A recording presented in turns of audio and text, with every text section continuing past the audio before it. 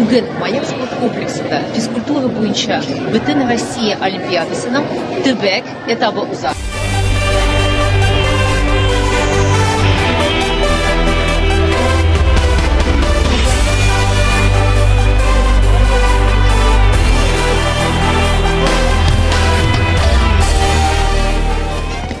Участвую в Олимпиаде с 8 класса, но удалось попасть на Россию только в 9 классе, а стать призером в 10.